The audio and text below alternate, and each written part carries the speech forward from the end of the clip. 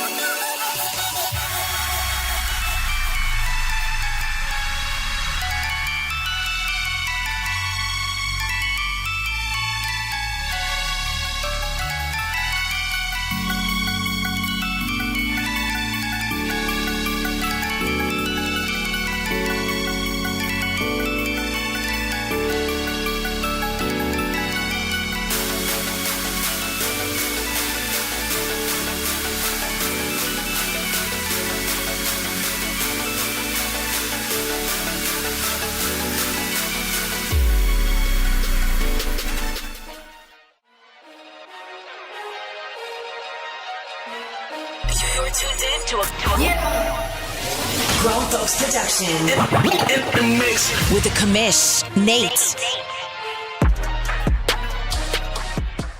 Hey, happy Monday, everybody. Welcome into Press Pass Live, your weekly podcast show. Blah, blah, blah, blah, blah. Let's try that again. Your weekly podcast show for the OMFL. I am your host, the commission, Nate. Let me welcome in my buddy, the commissioner of the Deuce, Mr. Maniac. How you doing today, buddy? I'm doing great, man. Looking forward to a great show. I know we got some stuff to talk about, some exciting times, man. There's been some good games going on in the league, so looking forward to it. There is a ton to talk about, so let's just jump right into it. We got some OMFL news to cover today. We got some recaps to cover today, and we're going to start to turn the corner a little bit and look at the OMFL playoffs. I am not operating at 100% here. My guy Maniac is probably going to be filling in a lot for me here. He is the smart one at this podcast, and I'm just going to try to struggle through this one. Mr. Maniac, let's take a look at week number 11. Which one you want to talk about? I've got one in particular to talk about, and I won't beat around the bush like you normally do. I go down the list and stuff. So just gonna get right down to it. This game was absolutely exciting. I actually watched this game, and none other than the Arizona Cardinals and the LA Rams. Man, this game was good. It was a 38-37 victory by the Rams. You and I have been talking about both these teams a little bit more this season. Yeah, and they've. I'm really impressed with what Nysonger has done with the Rams. I think back what I did with the Vikings last Madden when I took over a horrible team. I could not get out from underneath it for 2 seasons. This guy comes in and he gets a half a season, goes through a draft, and man, he's got this team rolling though, because he has been. He's even give D-Money a little bit of run for his money as well. We've seen that from him, but this game in particular, man, a lot of offense.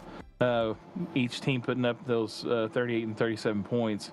518 total offensive yards for the Cardinals, 463 for those LA Rams.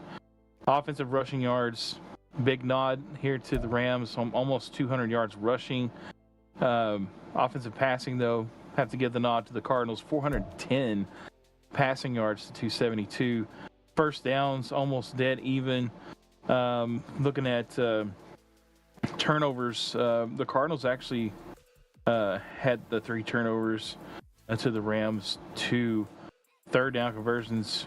Big discrepancy here, heavily favored towards the Rams with 8 third down conversions. Those Cardinals only getting 2. I don't know. Maybe they didn't get a whole lot of chances because maybe they were getting all the first downs. on those other downs, which both guys had 24 and 23 first downs, so they were moving the chains. Red zone efficiency, the Cardinals actually had the nod there. 4 offensive touchdowns. Man, these guys must have lived in the red zone. The Rams had 50%. Still, that's a good output. The Rams did get a little bit of a nod to the time of possession. Looking at player stats now, this is where it gets to reveal what happened in the game. Mr. Austin Henry, the quarterback out of my favorite college, that hopefully here pretty soon be able to play in the PlayStation with EA College Football coming out. Austin Henry, 2 touchdowns to 3 interceptions, though. Did have 70% completion, but man, those 3 interceptions obviously probably hurt. Maybe in key situations. I did see one of them. It was pretty significant in the game. 22-31. Ethan Hunt. We all know Roger likes to name all these guys after like movie stars and just odd end people. But Ethan Hunt from going to Mission Impossible and going onto the field this game, though, playing against the Cardinals, who have been pretty good. I mean, their record doesn't show it, but man, they've been in a lot of games really close. But he was 16-31, 51%, 2 of 2. Did have 2 picks, but 2 touchdowns. Definitely a young quarterback getting on track and getting some experience underneath his belt. The big man of the day, though, from looking at stats for the Rams, was Tyreek Harris. I don't know. Try Rick. I don't know. Close enough for me, bro. Oh. Try harder. I don't know. Maybe they should have put like try harder Harris. I don't know. So anyway, 14 carries, 147 yards, and 2 touchdowns. The guy was getting it done on the ground, and then throwing the backup running back Clayton Middleton, 9 for 53 and a touchdown. So his ground game was churning out some yards. Burton had the 50 yards for the Cardinals, and then Logan Wayne had 50 yards. As well for the Cardinals, and 3 touchdowns. So he was the red zone monster for the Cardinals. Short yardage there for them. In the catching department here, we had Marquise Brown with 5 catches, 136 yards for the Cardinals. Rashad Knoll, this guy was a draft pick a couple of seasons ago. Whoever was running the Rams, I think it was Tim, maybe? Tim. It was either Tim or Shilobad. One of those 2 guys. So this guy is actually paying some dividends now, though, for the new owner, Nysonger. 5 catches, 107 yards, 1 touchdown. He's been getting it done for those Rams. Dwayne Little, we've seen him kind of reemerge this season. 7 catches, 105 yards, and a touchdown.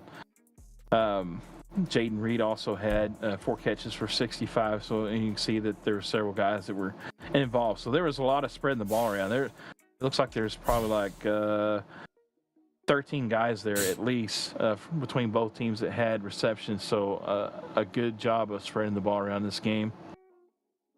Looking at the defense, Terrell Isaac, rookie strong safety for the Rams, had 10 tackles. So he was definitely making his presence known in the run-stopping, tackling department here. Eric Curtis, this guy's really been a solid middle linebacker in the league. He had 8 tackles this game and an interception. He's one of those guys that seems to just be around the ball at all times when you're facing the Cardinals. Sack leaders, Justin Madubuike. I guess that's probably about the best you're going to get from me. So I ain't going to do no better. But he had a sack. Grover Stewart had a sack. So not a lot of sacks, but from what I saw too, they were getting a little bit of pressure. Just guys have started learning getting rid of the ball quicker, except if your name is Parker Colt. 2 interceptions by Rapp. He was actually really kind of involved in stopping the Cardinals' passing attack. Curtis again with the interception. Ernest Jones, another one for the Rams, and Chris Barnes, he had an interception as well. So, but yeah, these guys, it was a real entertaining game, though. I mean, definitely if your cup of tea is defense, then you're probably like, oh man, nothing's happening on the defense side. I mean, they were getting some interceptions and stuff, but if you're one of those guys that like the 10-7 game or the 13-7 game, you don't get those very many around here. But definitely it was an entertaining one because those guys were putting up some points and then also getting some stuff done on defense as well. But these are two, especially Nysonger. He's a rising owner in the league. Yeah, a bunch of good games there in week number 11. Let's take a look at week number 12. Toronto and Detroit, a 28-31 victory for Mr. Tim and his Detroit Lions. The New York Giants, you told me a little bit about this game, the pressure that the Giants put on you with a 24-20 victory, and that's the game I want to come back to and cover. A couple other fairly close game with Washington with a victory over the Miami Dolphins. San Francisco with just a 3-point victory over the Tampa Bay Buccaneers. Arizona, 3-point victory over Tennessee Titans. Denver Broncos with a 4-point victory over the San Diego Chargers. That was a bit of a shocker there as the Broncos are playing really good football right now. Let's go back here to this Atlanta Falcons game, and you could probably give us just a little bit more insight, but there clearly was a lot of pressure put on the Atlanta Falcons, who are having such a superb season. This one was all about the fourth quarter. The Atlanta Falcons leading this one until they got into the fourth quarter, where the New York Giants put up 10 and held the Atlanta Falcons to only 3 points, 167 rushing yards to 182. So the Giants actually outrushing the Atlanta Falcons. The Falcons outpassing the Giants, which I would have guessed, if just kind of going into this game, that would have been flip-flop, 215 to 157. One turnover for each of you. Red zone percentage, 100%, with 3 opportunities and 3 touchdowns with 1 field goal for the New York Giants, and a 22-minute time of possession to 17:54. So Atlanta was kind of controlling that game for most of it. Mr. Parker Colt, he is back, 259. He did have the 1 interception, no touchdowns, but when you're sacked 5 times and kind of running for your life and you're still able to get 60% completion percentage, that's going to be pretty good. Mr. Charles Norris, also 1 interception and no touchdowns, only 56% completion percentage. Bijan, 14 for 139. It wasn't the one running back for the Giants. It was kind of the combination of a bunch of guys who broke loose on a few plays. Barkley, 15 for 99. Mitchell, 2 for 44. And Oldham, 4 for 29. The backup Atlanta Falcon running backs not able to sort of get it going to match the bench for the Giants, but Bijan continues his MVP season. Bijan also leading this team in receptions, 4 receptions for 69 yards. Hope that's not a rule break. I don't know. I would need to go do the math. Was that within the rules? I don't think so. I think as long as it's within 2. Oh, that's right. It's 2. Total amount. You know the rules, and so do I. So Bijan getting right up against those rules. I'm just giving him a hard time. Not a ton of passing leaders. This really was about the defense, which we're going to go look at next. Damian Wayne, 11 tackles, 2 of them a tackle for loss. Bernard, a sack and a half. Lawrence, a sack and a half. Wayne, a sack. Rhodes for the Falcons, a sack. Thornton, a sack, and half a sack from Thibodeau. And then the 2 interceptions, 1 from Shepard and 1 from Madison. And the Giants continue to flex their muscles and take down the mighty Atlanta Falcons here in week number 12. What's up, Kevin, Daniel, Bill, and Bill Nee? Good to see you guys. Hope that you're all doing really well. Let's take a look at week number 13. What you got, Maniac? All right. Obviously, we are in week number 13, just kind of throwing down. The Giants played the CPU Commanders, and he takes them to the woodshed and gets a 41-17 victory. We just saw the Cowboys defeat the New England Patriots 30-17. The 49ers played CPU here as well, 42-0. Just Ouch. stomping of the CPU. Seahawks And Bengals 37-29 victory by the Seahawks. This one was a good game as well. And then Arizona also beat the CPU Baltimore Ravens, who is on his cruise. We'll just leave it at that. But the game I want to talk about is the one at the very top of the screen, and that is the Carolina Panthers and the Orlando Condors. The Panthers have had an up and down season, but man, he's been in every game. As far as I can tell, he's been in every game. Offensive yards this game, a lot of offense. The Condors actually outperformed on the total amount of offensive yards, 433 to 352. Offensive rushing yards, I was kind of in and out on this game last night, just a little bit because we were out of the house. So I was trying to click on it every once in a while to watch, see what's going on, and man, there was a lot of rushing going on from those Panthers. 140 yards rushing. Seems like the Condors could not get a handle on the running backs of the Panthers. He did outperform on the passing side, 310 yards passing to 212. We've seen a trend from the Panthers so far this season.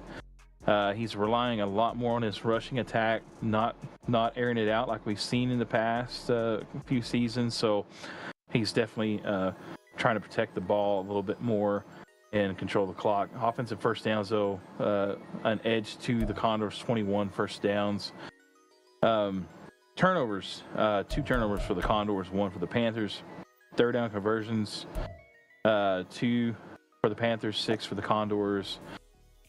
The big question, red zone offensive percentage, what happened in the red zone? The Condors were only 40% in the red zone. And that's probably a big reason why they actually come out on the bottom of this game, because he is usually up there around 60 to 100% in nearly every game. If you go back and look at some of those games that he's played, he's really efficient in the red zone. So the Panthers did a great job with red zone defense. Time of possession, a big lead here for the Condors, 25-16 to 14-14, or 44, I'm sorry. Looking at the player stats, Bryce Young, efficient game, 9 of 14. Do you see it? I see You it know now. the rules, and so do I. Say goodbye. In trouble. No. You got to do better, fellas. Well, he had 2 touchdowns and 1 interception. Got to get that one more pass going out there. But Anthony Richardson, we've seen him the last couple of years. Man, he's put up a lot of touchdowns. I think the last 2 previous seasons he's had the 50 burgers for the touchdown spot there, but he had 1 touchdown this game, 2 interceptions, and he's sacked 3 times. The Panthers and the Condors are kind of having the same type of game that I had against the Giants. It seems like the Panthers was swarming the pocket on defense and just not a lot of time to read and let those routes develop for the Condors. So, but again, good job there for the Panthers. 3 sacks, 20 of 35 for Richardson.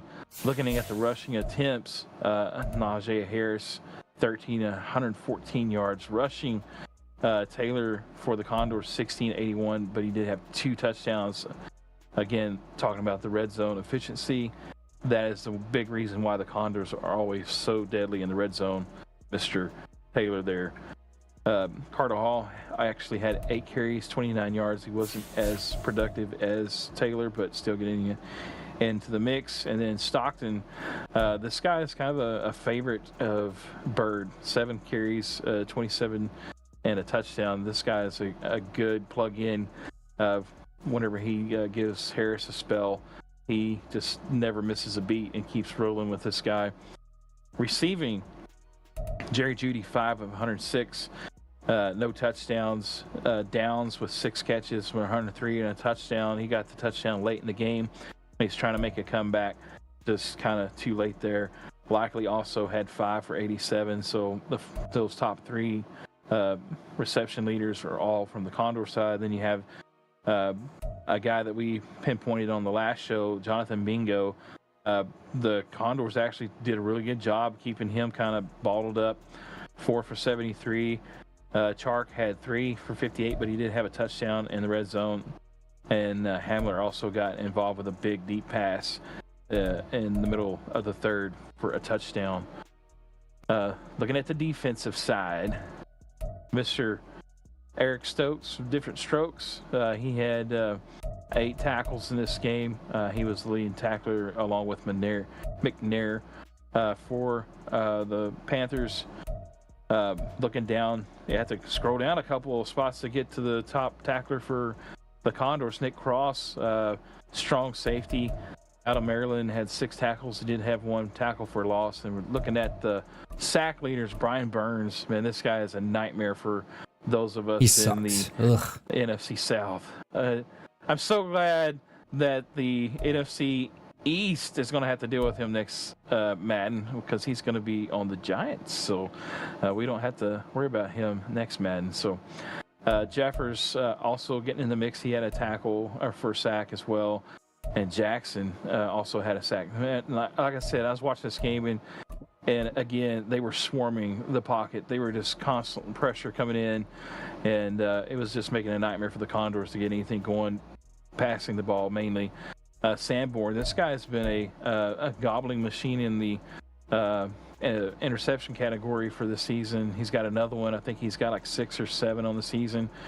Richie Grant got 1 for the Condors, and then Jeremy Chin, also another one for the Panthers.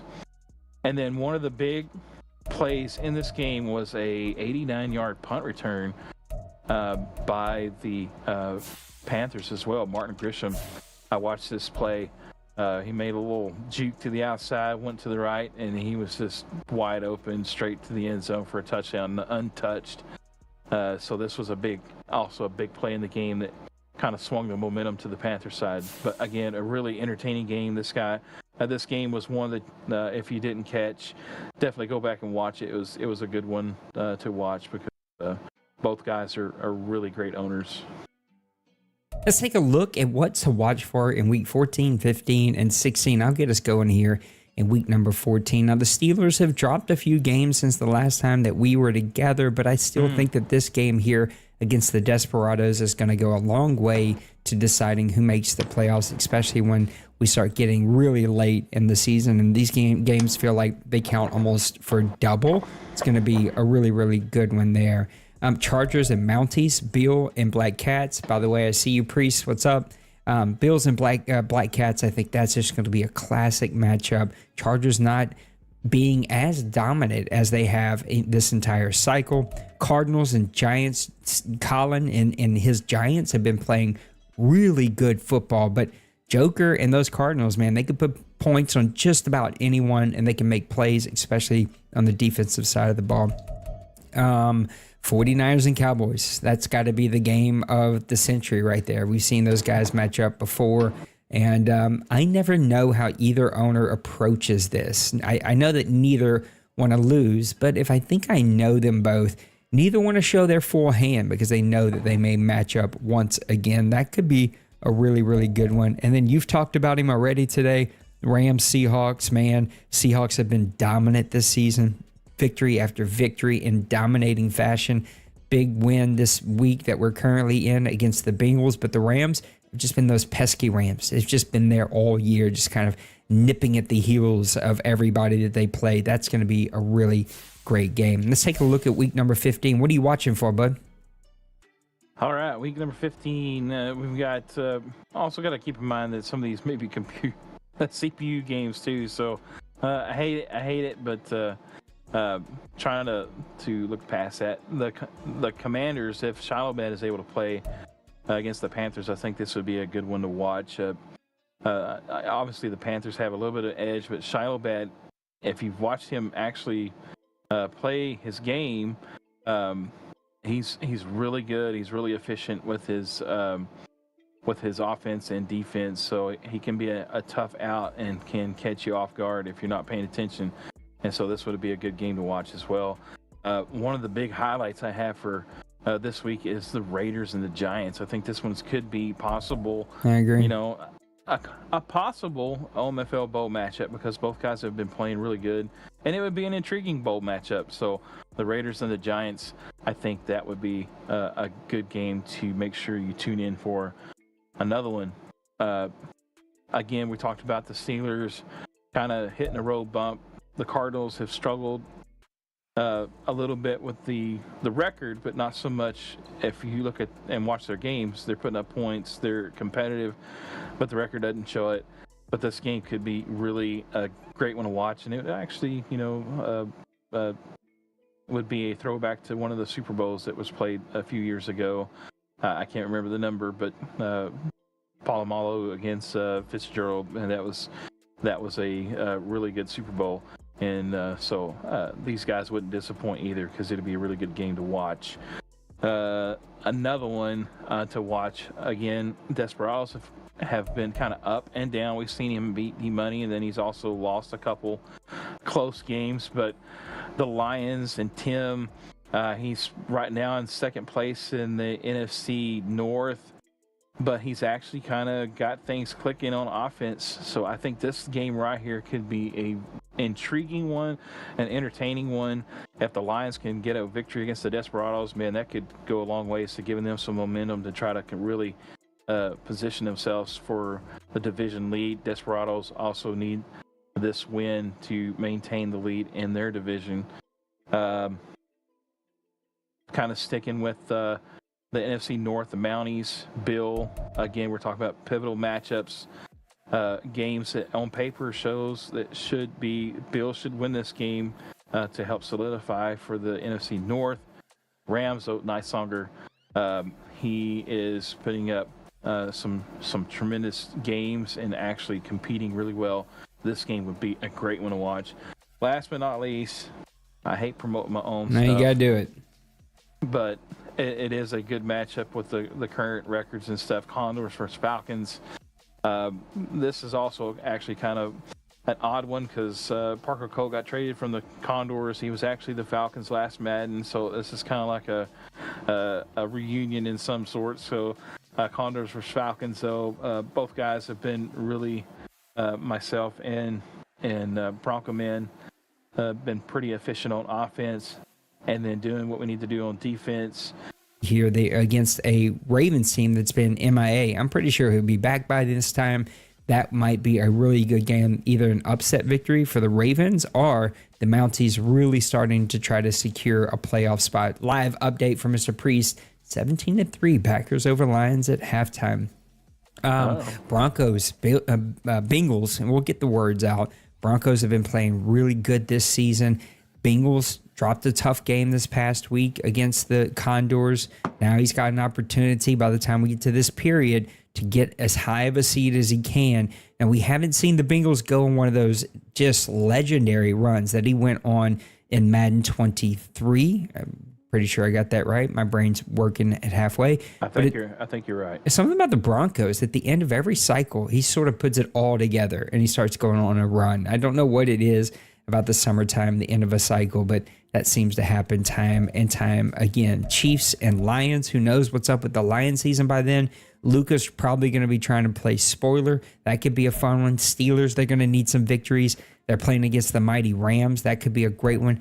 Desperados, Raiders, do either of these guys hold back a little bit because they may match up at some point in the playoffs? Falcons and Cardinals. Your Falcons have been on a roll. You're going to be trying to secure your division lead. Cardinals, they're still fighting for it. 49ers, Seahawks, match up number 2 between these two heavyweights. These guys want to beat each other. Meek loves getting those victories against D-Money. And D-Money, you never know by the time we get to the summertime which D-Money we're going to get by then. And then Giants-Panthers might sneaky be game of the year right here. Giants playing outstanding football. By the time we get to this period, we're going to sort of know where both the Giants and the Carolina Panthers are falling, and they're both going to be sort of battling for those wild card spots. Unless things sort of fall way off in their division, both these guys can be fighting each other. That's going to be a really good game in week number 16. And that's a look at week 11 through 16, what happened and what to watch for. Maniac, you ready for some OMFL news? Let's get it. Let's bring in Mr. Denbrew for some OMFL news. Welcome, welcome, welcome. I am Denbrew, and this is the OMFL news for season 111, and we are in week 13. Stats. You know, I love stats, so I wanted to get into a couple of interesting stats I discovered. And those were when I was checking out some red zone stats. This one, I'm going to start with, I think it's the best one. So I'm going to start with this one first. The Dallas Cowboys, obviously having a great season. One loss on the year, I believe, for them. Anyway, one of those reasons they're having such a great season might be because they just don't let you inside the red zone. 31 trips, that's an OMFL league low, inside the 20. And those 31 trips have equated to only 10 touchdowns and 4 field goals. So 31 trips, and they've allowed you to score 14 times. So you don't get down there much, and then when you do, half the time you don't even score, let alone even kick a field goal. 4 field goals, 10 touchdowns, and 31 trips. That's crazy. Okay, let's see what else we got. Offense, the 49ers, probably no shock if you play the 49ers. They just grind it all the way down the field on you. They lead the OMFL with 77 trips inside the red zone, and they also lead the OMFL in the most red zone touchdowns with 43. Another one that I wanted to mention far as the red zone goes was the Raiders. They have the highest scoring percentage inside the red zone at 76% of the time. So not as many trips as the 49ers. They only go in there 50 times, but 30 times have resulted in touchdowns for the Raiders. So probably a good reason why they're having such a good year. All right, that's all I got for segment number 1. Let's send it back to Maniac and Nate. Thank you, Mr. Denbrew. I appreciate you as always. Denbrew is the best of these, and I love when he finds really good stats like that one. All right, let's open this one up a little bit and get to our 2 special topics. Number 1, it is the summertime. People are going to be on dating apps. They're going to be going out. They're going to be living the nipples life, and that means they're probably going to get stood up once or twice. Yeah, the nipple dream. I don't know that that's a phrase I ever was going to say, but because of that, I want to know one player who will disappoint their team when they are needed the most to make it into the playoffs. Who is one player in the OMFL that is going to stand their team up? Can I get 2? I'll give you 2. All right. So currently, right now, I'm fixing to send myself underneath the bus here. I've actually picked one from the AFC and the NFC. NFC side, I'm obviously fixing to say Parker Colt. Parker Colt has had a very up and down season. Yeah, I know he got injured. One game he'll have 3 touchdowns. The next game he won't have a touchdown. He's been playing really inconsistent. Even talking about the pass rush from Collins' game, the Giants, again, don't sleep on those Giants, man. Those Giants defense is really good. But there was a couple plays where Parker Colt had a good clean pocket, wide open guy, and he missed him by 20 yards. And I was just sitting there going like, yeah. So if he continues to play like that, yeah, he's definitely going to let the Falcons down in the playoffs for sure. And the other guy is none other than Joe Burrow from our Denbrew and Mr. OMFL News. Joe Burrow, right now, if you look at his stats, and I guess I should pull up the stats because Parker Colt, he does have 16 touchdowns, 6 interceptions. He's been pretty efficient. Joey's got 23 and 24. Yeah. And so that's going to be something I think is going to play dividends in the playoffs. That could be something that you definitely look at. Going into the playoffs, you want your offense, especially your guys that you're leaning on, counting on, to be that leader for your team going into the playoffs and stuff. And if they're struggling, off and on, one game on really good, the next game they're off. it can not only in Madden wise affect you, but mentally as well, because you're in the back of your mind, you're thinking like, this guy's gonna miss a throw, or so maybe you might rush it, maybe you might hang on to the ball a little bit longer. So all those things do kind of factor in and play mental games on you, and that's just part of it. Yeah, I'm going to stick with the quarterbacks too. I did like the Joey Burrow pick, but I'm going to kind of go with Bryce Young in the Carolina Panthers. Carolina has been playing really good this season. That running game, I know stats-wise it is not the best in the league. That belongs to the Condors. I mean, what he does with Taylor is amazing, but as far as it comes to the juke move, it's never going to be the first guy that tackles any of these Carolina Panthers running backs. He just has it down pat. He's got the timing down, and I have seen my players miss so many tackles against him. It's not the running game for him. He's got the speedster wide receivers, and he's having a pretty good season with Bryce Young. He's pretty far down here when it comes to yards. He's probably middle of the pack, but 31-18 is nothing to be ashamed of. That's a pretty good season. Those interception numbers are getting a bit high. 64% completion percentage, only sacked 10 times, but it's actually those stats is why I'm picking him. Watching him in some of his games, he's not quite as sharp as we've seen him in the past seasons, especially when you look at the Deuce when he won a championship with him. That only 10 sacks means he's getting protected. No one's really touching him that often. The 64% completion percentage probably should be 68, 70, 71. And the 18 interceptions is just way too high. I think Bryce Young, I hope this is bulletin board material for Bird, who's just somebody I love a ton here and respect as a human and just like one of the best humans we have. But I do think that Bryce Young might be the guy that ends up failing the Carolina Panthers. And you can see there's a theme here with Maniac and I. We're going to the quarterback because I think you can overcome a tough run game. You can overcome maybe not the best wide receivers. You can overcome maybe not having the best defense.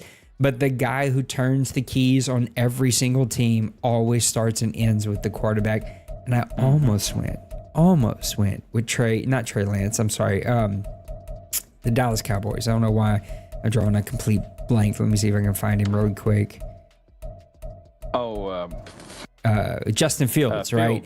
Only 11 touchdowns, only 3 interceptions. Now that's Dwayne. He's not going to put it in harm's way a lot. I've seen Dwayne struggle with the 15 pass rules, but it's 19 sacks. Guys are getting after him.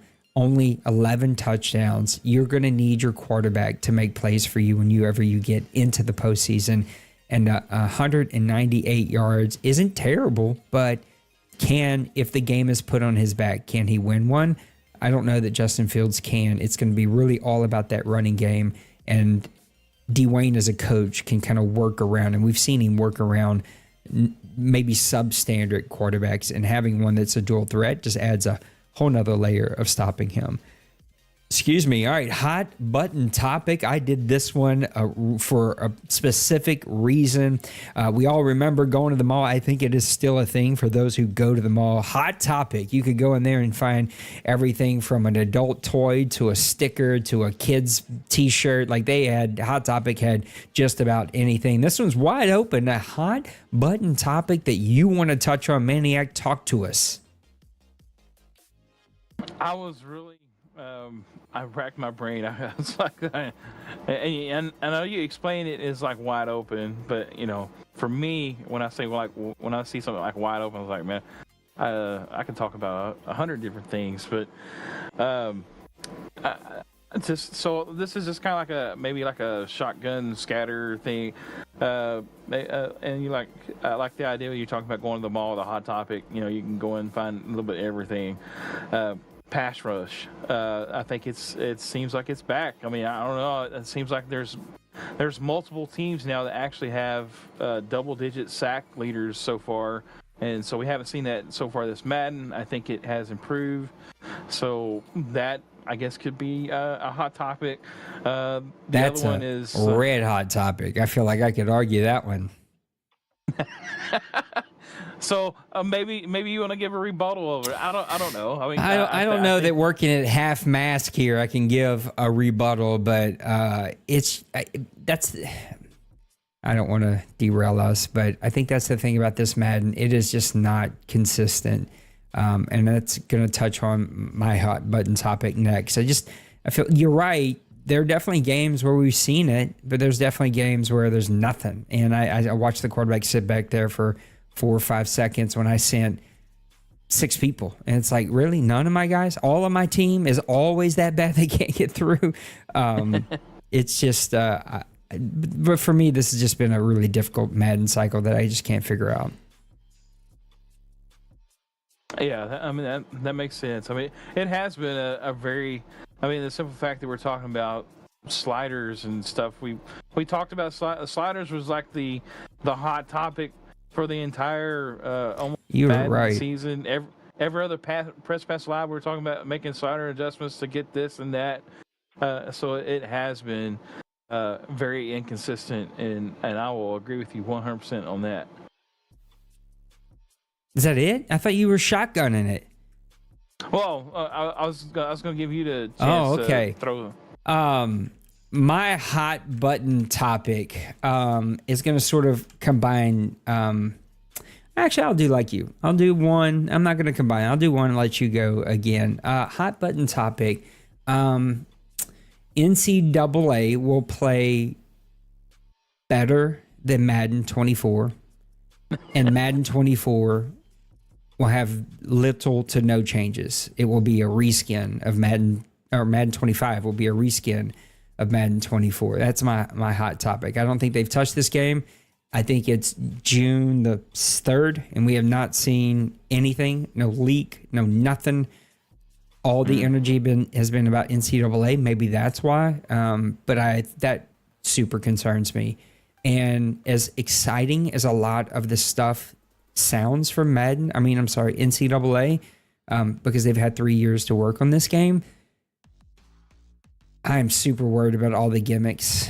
Instead of giving us, this is where I feel like the gaming industry, in my very humble, not important, uneducated opinion, it is where the gaming community or gaming industry has missed the mark that we all recall. And there's videos out there. There's guys that have made many documentaries about why games are not fun anymore.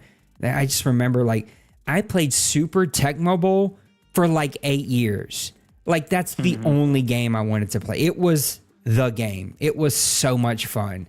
I don't know why our vertical stream says it's only been streaming for 15 minutes and we've been live for 43. Oops. Hopefully nothing went wrong. But anyway, why is, like, we can't get 3 weeks into a game nowadays and we're like, oh God, when's the next one come out? And I think it's because instead of giving us immersion and simplicity and execution, they give us gimmicks. They give us the next thing to make it feel more realistic. And it just ends up becoming another thing that you either have to manage as a league or you have to watch get abused. And maybe it is that I'm just older and this game is aimed at a much, much younger generation than me. But, like, I just want to play football. I just want to build good players, build good teams, build fun playbooks, out-strategize, out-call, and outplay my opponent. Not, lose a game because I clicked a scenario that made me lose 10 awareness and 10 block shed on all my players just because the game decided to do that. Or the other guy, his brain and fingers work faster than me pre-snap, and he can make 20 adjustments to draw up the perfect play that works no matter what, and I can't do it because I can't even remember half the adjustments. Like, just, I'm just over it. And as exciting as NCAA sounds, all those gimmicks just really, like, I'm really disappointed. I'm going to buy it. I'll play it. It's just, it doesn't sound fun. Like, I don't want to manage 800 things pre-snap. I just want to play football. And it feels like they just keep adding more and more layers to abilities and coaching trees and boost and scenarios. And it's just like, simplify, execute, give us a good game. All right, give us number 2. Well, mine's Mine's kind of along the lines of college football 25 as well. My hot topic is I'm thinking that the college football, once it comes out, a lot of guys that are, we've talked about this before, fanboys, and I myself, I include myself as a fanboy. Obviously, I have so much love for the OMFL that I'm going to get Madden no matter what, and I'm going to play. But there may be a few, and I don't think there's going to be anybody in the OMFL. There could be, but there may be a few that just say, you know what, I'm enjoying college football. Yeah. The heck with Madden. I'm not even going to bother with it.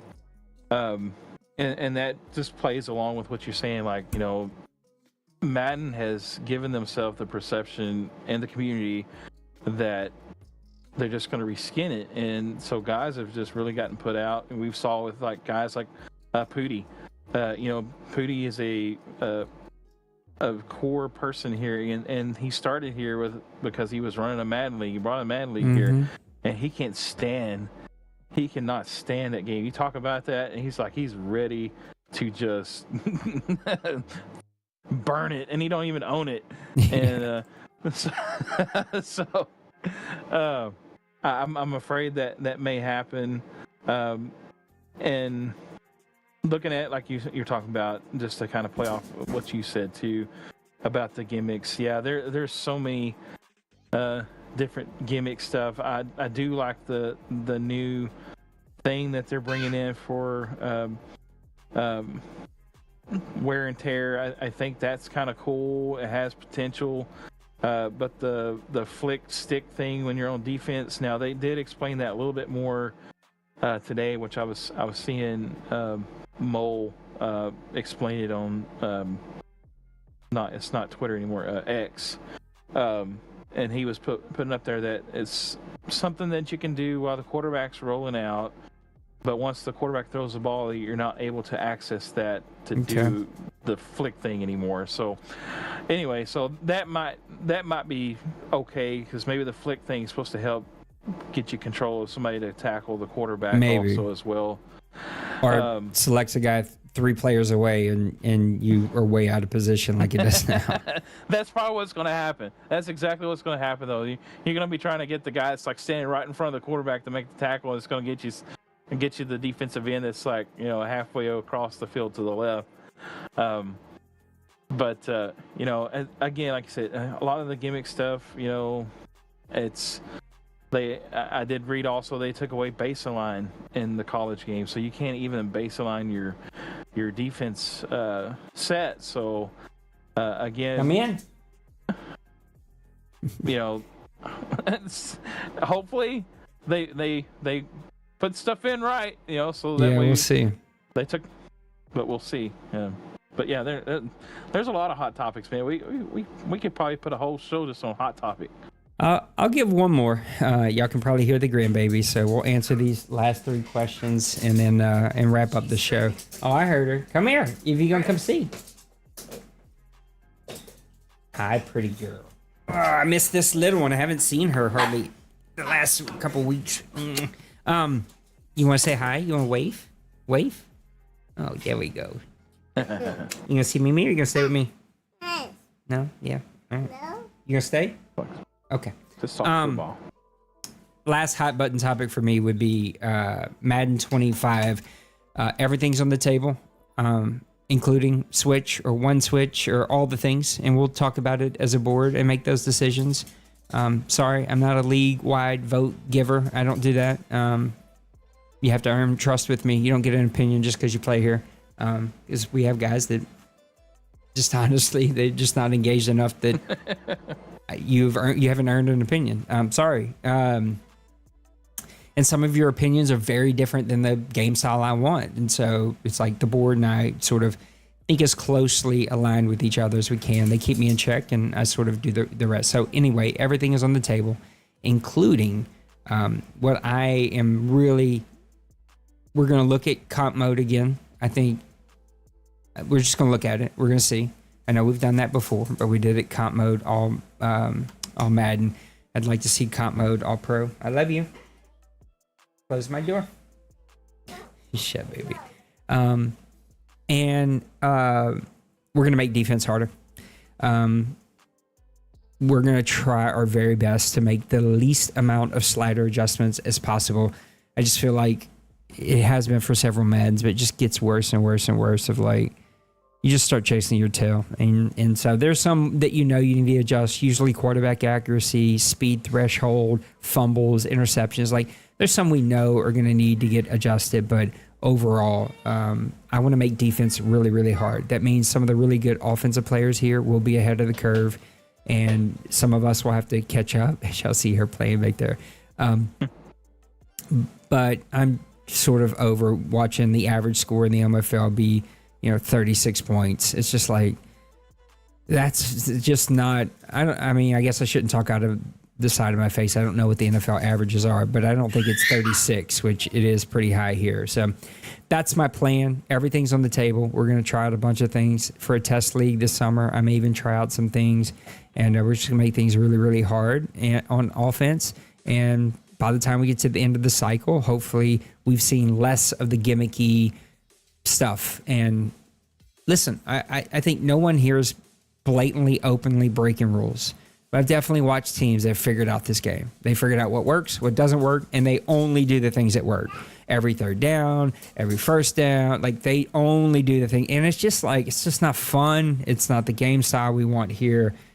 But what am I going to do? You're going to ask a team to not run plays that only work? You can't. So just sort of, we're going to make it really hard and see what happens. Let's get to the last OMFL news, Mr. Maniac. And then, hey, little one. And then we'll look at the mailbag really quick. All right, let's open up OMFL news. Mr. Denbrew, take it away. All right, we're back. Segment 2. Let's get right into it. It's kind of my new favorite thing, and that is This Week in Sports History. When you're old like me, there's been a lot of history since you've been alive. So anyway, let's get into it. 1980, the New York Mets selected number 1 overall Darryl Strawberry in the baseball draft. In 1995, the Montreal Expos pitcher Pedro Martinez, he's got a perfect game, and it gets broken up in the 10th inning by San Diego's Bip Roberts. So he's got a perfect game going into the 10th. On this day in 2003, Sammy Sosa, some of you guys may remember this, he broke his bat on a little bloop out to second base. The umpire crew pick up the broken bat, take a look at it, and lo and behold, it's corked. But something you may not know, he had 76 bats that were confiscated by Major League Baseball after that incident. And then another 5 were sent from the Hall of Fame that were up there being displayed to be examined to see if any of those bats were corked. So 81 total bats of Sammy Sosa's, and none of them had any traces that they were ever corked. So that was pretty cool, right? All right, in 2018, Steph Curry, he breaks Ray Allen's NBA Finals record with most three-pointers, and he had 9 in that game. And we're going to get into some booze and brews. My first brew goes to rookie QB Joe Duke. Not only, I think he's the Miami Dolphins QB, not only is he leading all rookies in passing touchdowns, he's also leading the OMFL in passing touchdowns with 33. Second brew goes to Isaiah Pacheco. I don't know if you guys know this or not, but he used to play for Kansas City. Yeah, the Chiefs, they traded him away for Christian McCaffrey and something else, and I think McCaffrey is in Pittsburgh now. But anyway, Pacheco is leading the OMFL in rushing yards with just over 1,300, and he has a whopping 24 touchdowns on the year. My boo of the week, again, I'm going to give it to myself because I think I jinxed the Condors. I bragged on the Condors for being undefeated last week, and then lo and behold, they get their first loss of the year to the Carolina Panthers. So sorry, Condors, that's my bad. And we very well may have a Denbrew / OMFL news curse on our hands with that. If I give you props, then the next thing you know, you break a leg or you lose a game. We could have a curse. Or it could be that the Condors are looking forward to that cruise they got coming up. Or it could be just that Bird and the Panthers ain't no joke, and they're actually a good team. All right, that's all I got.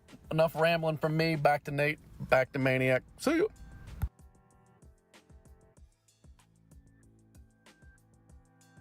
I'm sitting here talking on mute. My bad. Thank you, Dim Brew. I always appreciate you. That's my guy. And thanks for giving us entertaining OMFL news.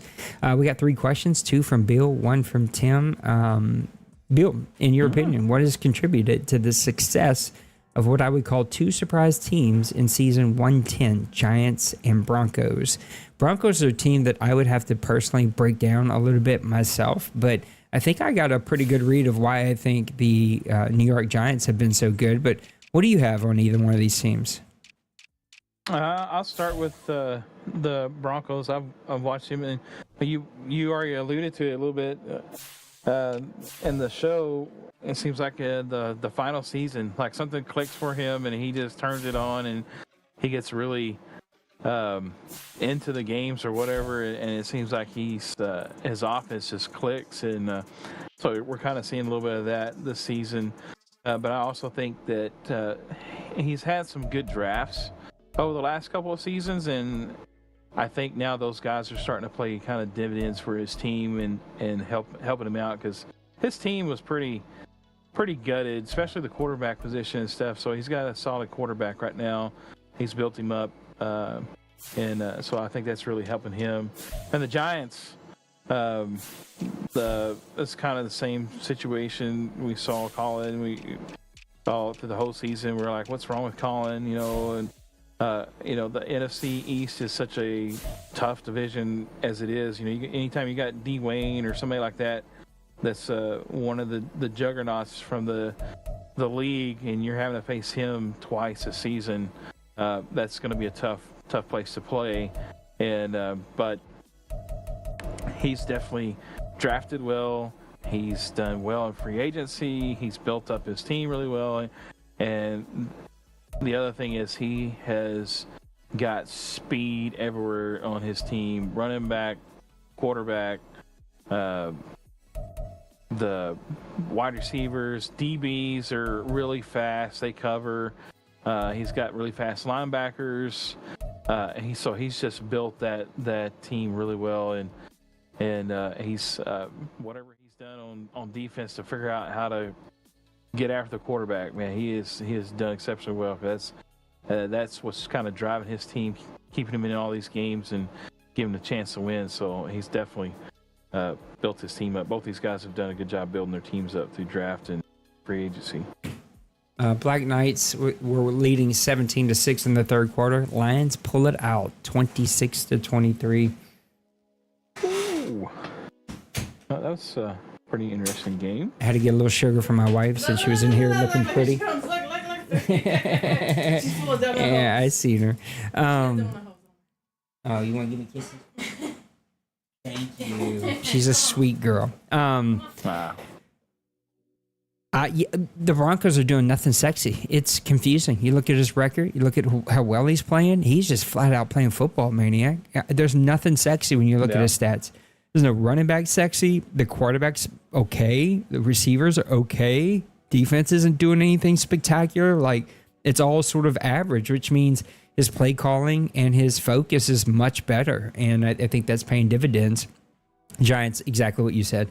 I've got nothing to add. The guys just drafted like an animal. And also the guys complain about the drafts the most. So I love you, Colin, but you hit a home run every draft, and it is showing. You've got such a dominant team. 4 guys with double-digit tackles for loss and like 5 guys that are almost double-digit in sacks. He's just getting after the quarterback really well. Bills, number 2, have either... Oh, my goodness, y'all. I feel it. I got a throbbing migraine right now, but having, oh, geez, Nate, read the words on the screen. Have either of you already decided on one or more of your imports for next Madden cycle? If so, what drove you to that decision? I think it's a great question, Bill. I think for me, I have no choice but to take Hal. I think people should fire me as a commissioner if I didn't take a 90-plus overall rookie wide receiver with 97 speed with me. I wish I could take him and Sears. I can't. They're both too good. But How they're clicking and having Hal and Sears together has been a small dividend to my not even success, my averageness of play. So I assume that Hal would be one. The rest I haven't even sort of thought about. I got my eyes on a couple dudes, and I don't know. Dyson, a rookie cornerback for me, has played crazy good above his stats. So he's been a guy I've got my eyes on, but the Saints have like 4 good cornerbacks in real life. I don't really have a safety I want to bring over. Maybe a linebacker, but again, the Saints invested into some linebackers. I just got to see stats. It's probably going to be super unsexy offensive lineman. I've got a couple of drafted pretty decent offensive linemen, so it's probably going to be something crazy unsexy like that. But I need to see stats, and more stats before I make any sort of real decisions. Because I think I learned a real lesson this year, and a lot of us did. If you don't bring over a quarterback, boy, you better buckle up. First couple seasons are going to be tough. What about you, Maniac? Yeah, I've been already thinking about it. I'm not sure if I've like nailed everything down to exactly what I want to do, but I've kind of got an idea what I would like to do. Obviously, I'm going to be stuck in with a bad quarterback contract. Plus, then they drafted a young guy that's really not young. So quarterback is obviously kind of top of the list, but that'll depend on what happens in the next draft. But if I had to take what I've got right now, I'm leaning towards... Real quick, I just want to ask a very fast follow-up question. I think we've shown with our ability to customize when players lose skills and how they regress. I feel like it's been crazy even this whole cycle. That has not been a complaint from anyone. Does it still worry you with the quarterback that the Falcons drafted that, you know, he's just too old to build around? Sort of like, oh man, sorry, the headache is kicking in. Our Lions owner, who I feel bad that his name's not popping up in my head, but that's what happens when you leave and I don't hear from you. Trey, Jesus, I'm so sorry. I have such a headache right now. But like, so, you know, Trey made that decision. Does that not play any role in your decision? I mean, it does. It worries me. I know, like, this Madden has been a lot better with having the control over that. Now, hopefully, they don't take that away next Madden. I mean, that's true. But it has been a lot better this Madden, and it's kind of giving you a little bit more, I guess, freedom maybe to hang on to a say 24-year-old rookie. Because before, like the previous Maddens, you get a 24-year-old rookie, the next season you're pretty much throwing him back on the street because I can use that spot for a 21-year-old guy and build him up over the course, you know, quicker than that 24-year-old rookie. But anyway, it is a thought because there is both those quarterbacks could be really good in Madden for the Falcons, and so that has to be part of my process. I have to look at that and see, okay, am I okay with quarterback, you know, at least for a couple of seasons until I can figure out and say, okay, well, this is not working. Then I'll just have to draft one or try to pick one up in free agency, because we all know guys around here, they don't want to pay quarterbacks top-notch money. So, you know, maybe I can get a filler for a couple of seasons or whatever, franchise tag, whatever. So all those things are on the table. But for me, I think looking at, like, D-Money is kind of he's given the blueprint for like the last few Maddens about bringing in top cornerbacks, you know, young quarterbacks to his team and kind of solidifying his back end. I did that this Always Madden. solidify your back end. What was that? I said always solidify your back end when you can.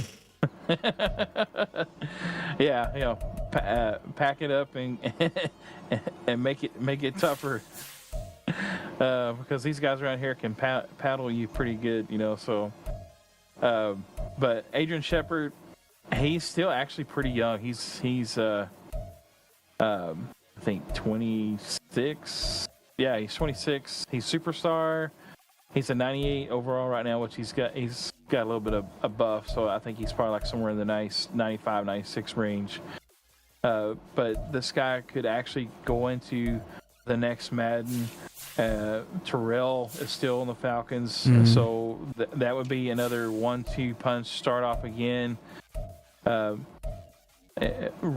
early on. So again, like I said, if I had to decide right now, I'm taking Adrian Shepard with me.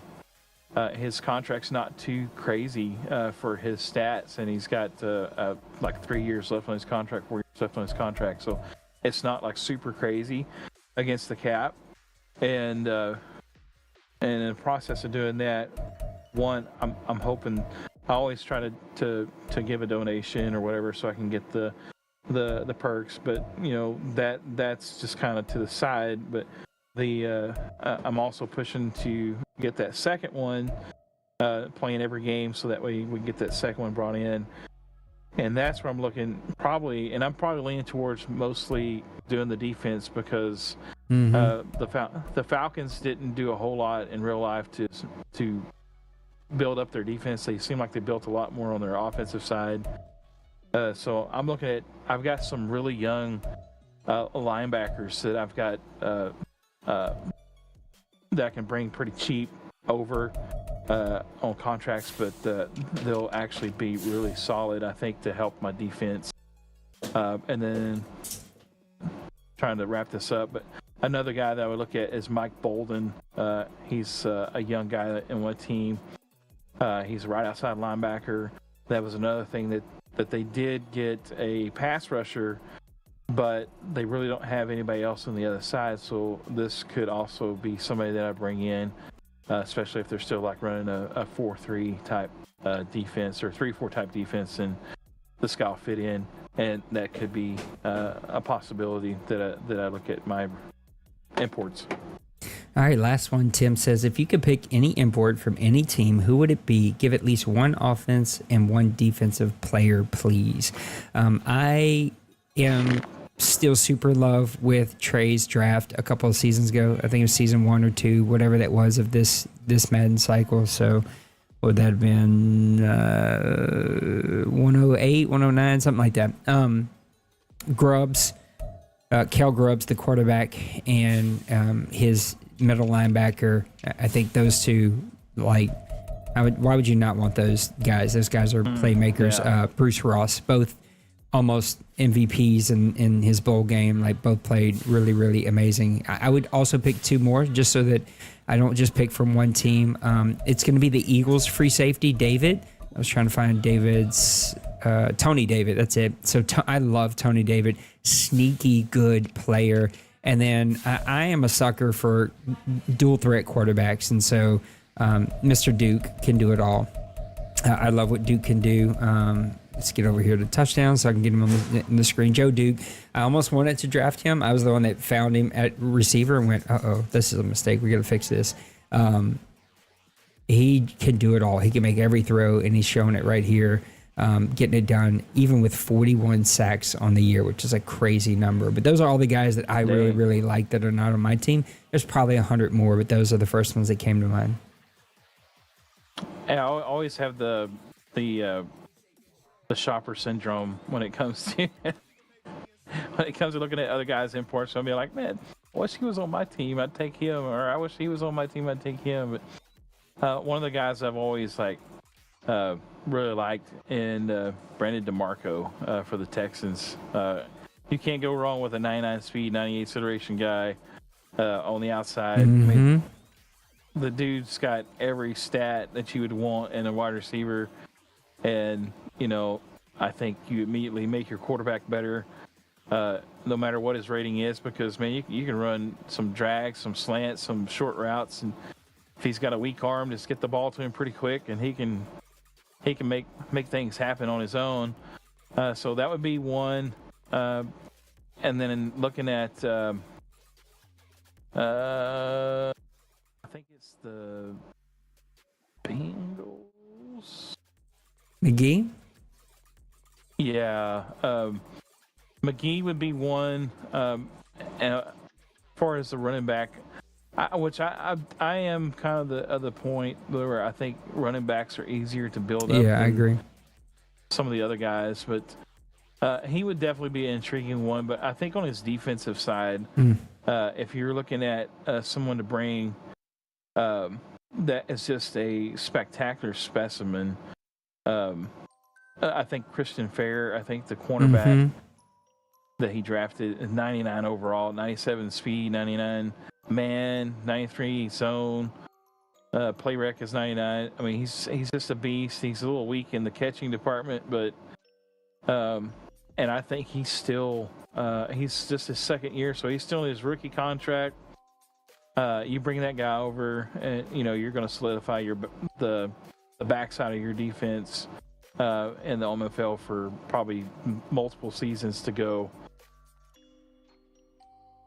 Yeah, I think there are really good players out there. We just touched on probably some of the more popular ones, but what Tim has done, even though he hasn't had the record that Trey did, but Tim has played really well with some of those players that Trey was able to give him. So let's go one final thought and wrap things up and go take some aspirin. That's your turn. Go? Yeah, I'm gonna let you go first. that's my key. Hello. No. That's funny. One final thought.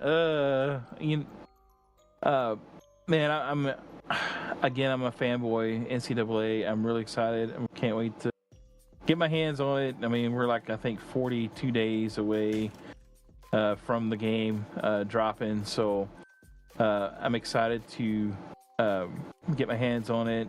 I know, like I said, they have so many gimmick things and stuff, but hey, listen, I know that's an old man complaint. Get off my lawn. I get it. It is an honest take, though. Not saying it's a right take. It is just my honest take. No, and because when you're a commish, I mean, you even though you try not to, you still kind of wear the badge of you want to make it fun for everybody, and including yourself. You don't want it just to be, just one group of people or just yourself enjoying it. You want everybody to have some type of enjoyment that if they're taking their time to play in your league and stuff. So at least that's my take. You don't want it just to be where you're trying to beg guys to play their games, or whatever, and that's always the worst end of that. But I'm really excited about it, though. Obviously, I'm a big University of Texas fan. Just being able to play, and like I posted in the chat, I think the real great thing about this game is if nobody else, if we don't even make a league stick, I will be able to play this game by myself, have fun, and not worry, because it's pretty engaging. Look like there's going to be a lot of things to do within the game, and so just that part I'm excited to participate in. And I will say one thing about Madden 25: there is a little bit of news out there, and I think they're going to be dropping, I think, next week from what I heard.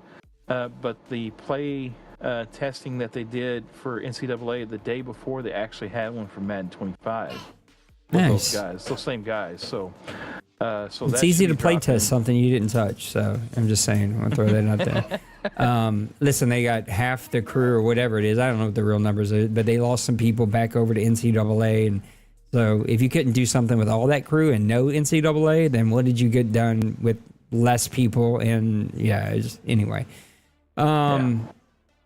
Final thought. I have a headache, and that's my final thought. I had something and I lost it. Final thought. Oh, it's not fully one for one, but our friends who are already asking about NCAA rules, come on.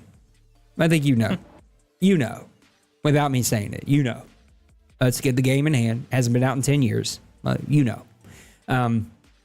Maniac made fun of me, but I am playing with rule sets in my head that could go between both leagues as much as we can. I know they don't play exactly the same, but I think NCAA, you're going to have to sort of put up with things a little bit more than you do in Madden. just because it's too much. There's 18,000 things that you'd have to have rules about, and the rule book would be too long. It's like find the most broken ones that make things unfair and put in rules in place to keep things fair. And so I think there might be either a very close or similar rule set that we can put in place. And the last one is that I really want to get back to making news. And so, I haven't had our Friday Grown Folks streams in a while. I haven't done news in a while, mainly because there was 2 or 3 years there was just deathly quiet on all games. But we're starting to get back to getting more news out there. So I'm going to try to get back to making some more news. So hopefully people enjoy that. All right, Mr. Maniac, thank you for making time for me today. Thank you guys for putting up with me, even not feeling super duper well. I got a little one here that's ready to see me, and I'm going to go have some fun with her before some church, and then we'll be off to week number 14 here before we know it, probably tomorrow night. I think there's a couple games not being scheduled. Send out a reminder about the pass run ratio. Let's make sure that we're hitting those, and let's have a good time. Maniac, thank you, bro. I appreciate you guys. Take care of yourselves. Take care of those around you. I love you, and I'll see you on the next one. Deuces. Later.